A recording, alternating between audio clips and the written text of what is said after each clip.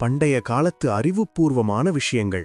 500 வருஷத்துக்கு முன்னாடி வாழ்ந்தவங்க எவ்வளவு புத்திசாலின்னு பாருங்க. இதுதான் பழைய காலத்து கடிகாரம். ஒரு வட்டவான தட்டில் குச்சியை நட்டு வைத்து அதோட நிழல் நகர்வதை வைத்து நேரத்தை மிகச்சரியாக கண்டுபிடிப்பார்கள். இதுதான் அந்த காலத்து அலாரம். ஒரு மெழுகுவர்த்தி மேல் இரும்புத் துண்டை மாட்டி வைப்பார்கள். மெழுகு உருகி அந்த இரும்பு கீழே தட்டில் விழும்போது வரும் சத்தத்தை கேட்டு எழுந்து கொள்வார்கள். குடத்தில் தண்ணீர் எடுத்துச் செல்லும்போது அது சிந்தாமல் இருக்க நம் முன்னோர்கள் அதில் கொஞ்சம் இலைகளை போட்டு எடுத்துச் செல்வார்கள். தண்ணீர் சிந்தவே சிந்தாது. இது பண்டைய சீனாவில் கண்டுபிடித்த ஒரு பாலம்.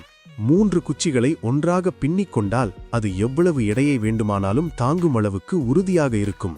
இது மரம் வெட்டுபவர்கள் பயன்படுத்திய ஒரு விதமான முடிச்சு.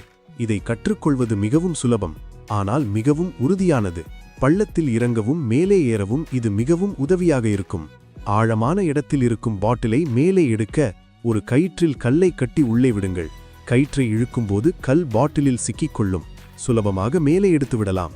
அந்த காலத்தில் வட்டம் வரைய பலகையில் 2 ஆணிகளை அடித்து ஒரு கயிற்றை அதில் மாட்டி இப்படி வரைந்தால் மிகச்சிறியான வட்டம் கிடைக்கும். இதுதான் அணையாத விளக்கு.